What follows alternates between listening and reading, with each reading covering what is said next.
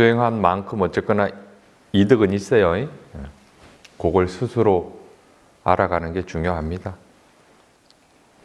이해로서 이득이 있으면 더더욱 좋은 거고, 아니면 단지 그냥 사마디로서 뭔가 평안하다, 전보다는 뭔가 좀 자유로운 것 같다, 우선에 그것으로도 충분합니다. 다들 표정이 그 정도는 되는데요 하는 표정. 이번에 뭐 산에 가는 것도 좋았지만 룸비니에서 참 좋았던 것 같아요. 또 전혀 새로운 그런 이해가 좀 있어서, 그래서 역시 잘 나왔다, 그런 생각이 들더라고요. 그래서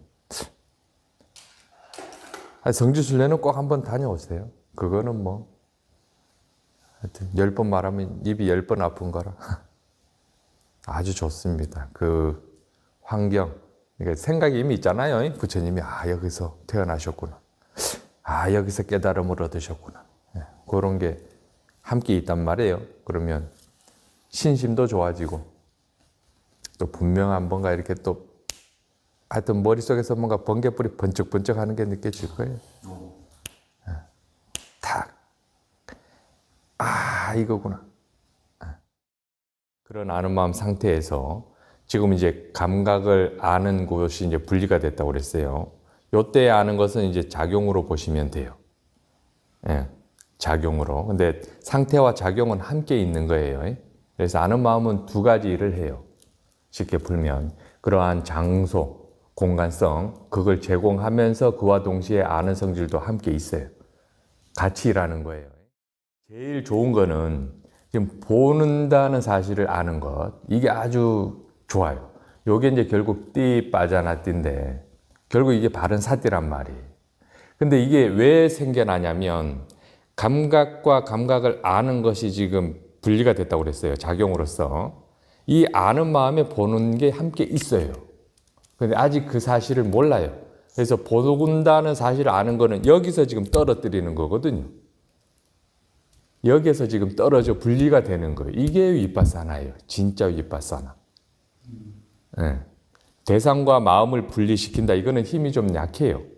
진짜 위파사나는 이 안다는 사실에서 분리가 돼야 돼요.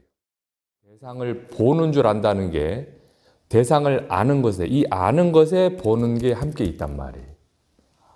거기에 지금 분리가 되니까 더 선명해지고 더 깨어 있어요. 수행은 요 장태, 그러니까 요런 프로세스만 가져가는 거예요. 이 이상 뭐 할 거는 없어요. 이걸 얼만큼 유지시키느냐. 그 상황에서, 그러한 프로세스에서 어떠한 통찰들이 일어나기 시작해요. 그 체험을 바탕으로 그러한 여러 가지 체험들이 돼요. 대상이 사라지기도 하고, 대상이 없는 상태에서 대상이 생겨나기도 하고, 막 이제 그런 게 관찰이 될 거예요. 계속해서 안쪽을 향하다 보면. 그러한 정보들을 계속 모아요. 그랬을 때 나중 가면 이제 정말 본인 스스로 어떠한 사유를 해야겠다, 이러한 생각이 아주 간절해요. 그럼 이걸 쫙 펼쳐놓고 이제 사유를 하는 그 시기가 있어요. 보는 줄 안다는 거는 이미 뒤에서 뭔가 있기 때문에 이 상태를 알고 있어요. 그게 이제 지켜보는 마음이. 그래서 요 상태, 요 프로세스를 계속 유지시키다 보면 결국 지켜보는 마음의 힘이 계속 붙어요. 그래서 본인 스스로 여기에다가 지켜본다라는 이름을 붙여 쓸 수밖에 없어요. 본인 스스로가 그래요. 진짜 지켜보고 있네. 얘는 진짜 아는 자격이네. 얘는 진짜 보고 있네. 라고 이름을 붙여 쓸 수밖에 없어요. 본인 스스로 그렇게 이해가 돼요. 그런 이 상태로만 가져가는 거지 여기에서 뭘 어떻게 해야겠다라는 건 없어요. 이걸 어떻게 유지시킬까? 그거에만 관심을 가지세요. 그거면 충분합니다. 나머지 이해는 본인의 그러한 체험에서 그걸 사유를 통해서 이해는 생겨요. 번뇌를 지켜본다. 결국 이 번뇌도 이게 실체가 있는 게 아니거든요. 근데 이 번뇌가 왜 어디에서 일어나는 걸까요? 번뇌가. 결국 이 마음에서 어쨌거나 이걸 번뇌화를 시키는 거예요. 번뇌가 뭔가 실체가 있어서 탁 이렇게 드러나서 내가 이걸 지켜봐야지가 아니라 이미 여기서부터 번뇌가 시작이 돼서 이렇게 딱 번뇌화가 돼 있는 거예요. 그래서 대상을 어떻게 하려고 해서는 안 돼요. 계속 뒤쪽을 향해야 돼요. 그래서 대상의 이해도 대상을 이렇게 봐서 이해가 되는 게 아니라 마음을 이해하기 때문에 대상에 대해서 이해할 수가 있어요. 항상 기본에 충실하면 돼요. 아주 심플합니다. 그걸 뭐 어떻게 하려고 하니까 힘들거든요. 지금 그 상태로만 가져가면 돼요. 지금 하시는 것처럼. 그렇게 안 되면 단위도 아는 마음 상태로 놓고 보셔도 돼요. 그러니까 크게 지금 두 가지 프로세스로 되어 있잖아요. 공간성을 두고 아는 마음 상태로 두고 아는 마음을 대상으로 해도 되고, 그다음에 보는 줄 아는 쪽으로 해도 되고. 근데 이게 훨씬 힘은 좋아요. 보는 줄 알 때 이미 스스로 알아요. 이런 상태를 대상으로 할 때와 보는 줄 알 때 대상이 될 때는 훨씬 더 깨어있는 사마디가 돼요. 본인 스스로 그게 느껴요. 그랬을 때 이제 욕심이 좀 생겨요. 이 아는 줄 아는 게 아는 마음 상태로 그러한 고요함보다는 보는 줄 알 때가 훨씬 더 뭔가 청명하거든요. 깨어있고 뭔가 환해져요. 그러니까 이 두 가지 프로세스를 또 동시에 하는 방법이 있어요. 이미 아는 마음 상태는 알던 모르던 그 상태는 있어요. 거기서 그냥 그 상태에서 보는 줄 아는 게 함께 있단 말이에요. 이미 그 상태로 있기 때문에 본인이 그렇게 생각을 안 해서 그렇지 두 개는 동시에 있는 거거든요. 이미 그 공간성에서 그 상태에서 여기서 그냥 대상을 이제 보는 줄 아는 것으로 하시면 돼요. 내가 공간성 해놓고 다시 아는 이게 아니라 마음이라는 성질은 결국 대장이 아는 성질이잖아요. 아는 성질은 어떻게 보면 항상 있는 것 같지만 결국 찰나찰나 생멸해요. 그죠? 여기 앞에 있는 아는 마음이 어쨌거나 멸하면 그 뒤에 마음은 바른지 생하게 돼 있잖아요. 그죠? 결국 연결돼서 일어나는 거니까. 근데 결국 이론적으로는 중간에 어떤 공간이 있어야 돼요. 살짝이라도 어쨌거나 끊기는 그런 게 있잖아요. 이게 항상 하지 않기 때문에. 근데 이 부분을 왜 우리는 모를까요? 항상 있는 것 같이 느껴질까요? 안다. 이게 그러니까는 쭉 이어지는 것 같지. 만약에 이게 찰나 생멸을 봤다? 이거는 뒤에 있는 거는 그럼 뭔데요? 얘가 항상 한다? 흔히 이제 힌두, 그 다음에 우리 옛날 어른들이 본성, 이거 다 오해하는 거예요. 생멸이 중간에 분명히 뭔가 뭐 간극이 어쨌거나 0.00001초라도 어쨌거나 있어야 된단 말이에요. 근데 여기서는 아는 성질이 없기 때문에 이게 끊어졌는지 붙어있는지 우리는 그걸 알 수가 없어요. 그래서 흔히 이제 대상이 알물 당하지 않는다 하니까는 이제 대상 약간 쉽게 말하면 약간 그럼 이미지가 그럼 대상이 알물 당하나? 이제 또 이런 식으로 오해해요. 그러다 더 미세해지면 그러네 얘가 알물 당하네. 이제 점점 미세한 걸 알물 당한다고 이제 좀 오해를 해요. 근데 그 대상하고는 상관이 없어요. 알물 당하는. 상속되어진다라고 하잖아요. 이게 식이 얘는 이제 식만 일어나진 않아요. 오는 함께 일어나기 때문에. 그러니까는 앞에 그러니까 실체가 없잖아요. 제가 굳이 말씀 한번 드리면 분명히 대상에 실체는 없는데 실체가 있다라고 착각해요. 분명히 이거는 사라지지만 뒤에서 연결받을 때 또 있다라고 착각해요. 좀 이해가 돼요? 네, 오케이. 이럴 때 그 사이에 그 식이 결국 알물 당하면서 다음에는 대상이 돼요. 네, 그래서 식이 결국 알물 당하면서 아는 성질이면서 걔가 곧 대상이에요. 실제 세계는 아무것도 없다. 그래서 옛날 어른들이 그냥 뭐 맨날 그러는 거예요. 실제 세계는 없지만 알물 당하는 거에도 뭐가 없고 아는 것에도 뭐가 없는데 짠냐니 외다나니 뭔가 전부 다 있다, 모화가 있다라고 그냥 실체화를 시키니까는 그 뒤에 마음이 또 있다라고 착각하고 또 있다라고 착각하고 또 있다라고 착각하고 그러는 거예요. 그래서 내가 저 대상을 안다라고 착각하는 거예요. 우리는 이미 무색계에 살고 있어요. 근데 그 사실을 몰라요. 이미 무색계에서 살고 있다고. 자, 그럼 진실이기 때문에. 자, 그럼 욕계는 뭐냐? 이렇게 이제 3개로 한번 가볼까요? 욕계는 범부예요, 그냥. 다 있는 거예요, 그냥. 사람이 있고. 일반 사람하고 똑같아요. 그러면은 실제하지 않잖아요. 없는 거잖아요. 우리는 그 사실을, 그러니까 오직 모를 뿐이라고 아마 숭산 스님이 그랬을 거예요. 그죠? 자, 어쨌거나 욕계는 그러니까 모화로 인해서 욕계가 있어요. 그러니까 모화는 결국 감각적 욕망을 일으키죠. 그래서 있는 거예요. 근데 감각적 욕망이 좀 낮은 사람들이 있어요. 좀 성향적으로. 좀 성욕도 좀 약하고 뭐 탐심도 그렇게 없고. 허나 여기가 다 실체라고 믿으면 이미 욕계에 있는 거예요. 자, 근데 수행을 하다 보면, 다 마음 안에서 일어나는 어떤 현상들이네? 라고 알아요. 그게 색계예요. 그러니까 그런 지혜가 있으면 이미 감각적 욕망은 있을 수가 없어요.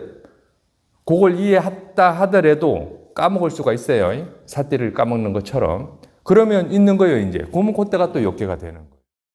진짜 실제 세계에도 우리가 그 현상과 함께 하나요? 아까도 말씀드렸지만 아니에요. 우리는 그 현상을 마음이 알 수 있는 영역이 아니에요. 몰라요. 단지 있다, 그 현상도 있다라고 착각하는 거지. 우리가 그 현상을 아는 마음이 대상으로 한다고 하지. 근데 좀 전에 말씀드렸듯이 멍청이가 멍청이를 대상으로 하고 그러니까 아무것도 없는 게 대상으로 하여 이미 우리는 무색계에 있어요.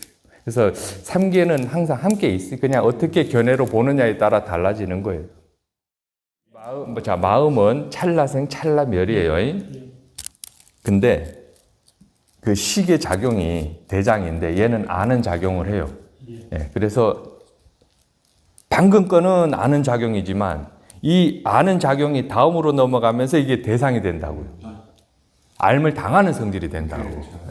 이게 그 다음에 일어나는 대상이 아는 성질인데 그 전계를 아는 것으로, 그러니까 그 전거를 아는 거죠. 쉽게 말하면.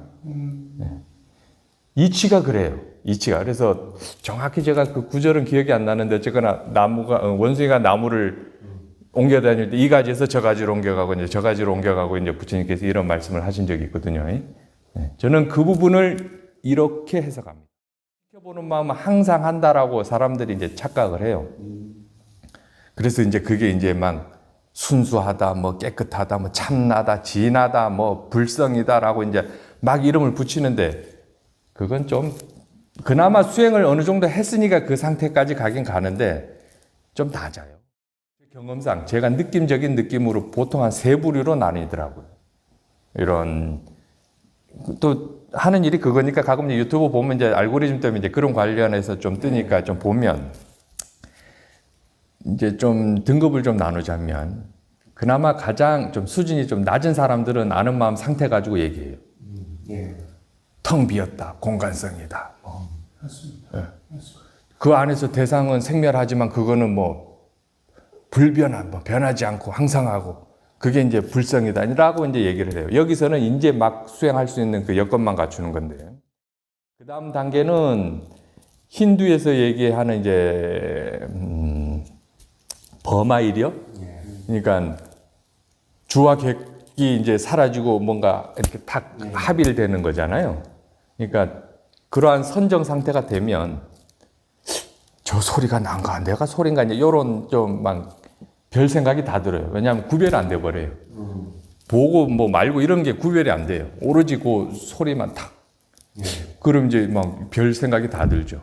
그게 그래도 좀 수준이 높아요. 그건 또 어느 정도 또 사띠의 힘도 좋아야 되고 이의 힘도 함께 있어야 그 사마디를 경험하거든요. 그 다음에는 이제 부처님께서 말씀하신 열반이에요. 그건 어떻게 표현이 안 돼요. 이 모든 게 전부 다 어쨌거나 이걸 전부 다 내려놓을 수 있는 지혜가 필요해요. 그러니까 제 개인적인 생각이지만 84,000 법문은 전부 다 윗바사나 지혜만을 설하신 거예요. 방편으로. 단지 이제 중간에 열반에 대해서는 별 말씀 안 하시잖아요. 탐진치의 소멸이 열반이다. 라고만 주로 하시죠. 그 다음에 뭐 촛불이 다 타서 꺼지는 것과 같다.